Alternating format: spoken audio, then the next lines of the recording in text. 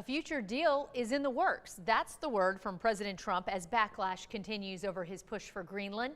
The president says he has a framework for a future deal for America to own the island. At a speech today in Switzerland, he upped the desire for Greenland. He attacked allies and made the claim that when the U.S. does well, so does Europe. But now the EU is stepping back from its trade agreement with the U.S. NBC's Gary Gubicek has the details from Washington. Now they all think I'm doing the right thing because... Amid high tensions, President Trump delivered a fiery speech to a Davos audience filled with world leaders rattled and on edge over his push to take over Greenland. Would you like me to say a few words of Greenland? We need it for strategic national security and international security. But he says he won't use force to get it. We probably won't get anything unless I decide to use excessive strength and force where we would be, frankly, unstoppable. But I won't do that. He is calling for immediate negotiations for the U.S. to acquire Greenland. Greenland has been a territory of Denmark for more than 300 years. But the U.S. did occupy the island in World War II, when Germany invaded Denmark. After the war, the U.S. military stayed, but control went back to Denmark.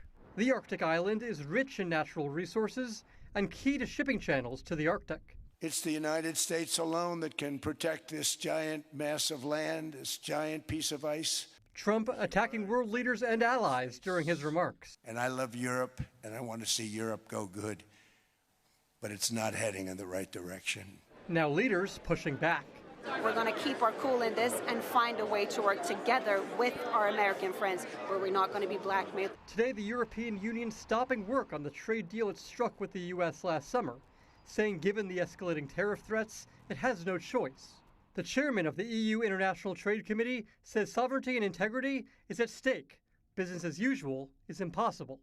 California governor and potential 2028 presidential candidate Gavin Newsom was in the audience and says Trump's tough talk is having real consequences. I'm sitting here in panels, and a lot of the biggest business leaders and investors are talking about de-risking from the United States. This afternoon, President Trump posted on social media that he will not impose the tariffs he threatened to place on several EU countries on February 1st. Gary Grumbach, NBC News, Washington.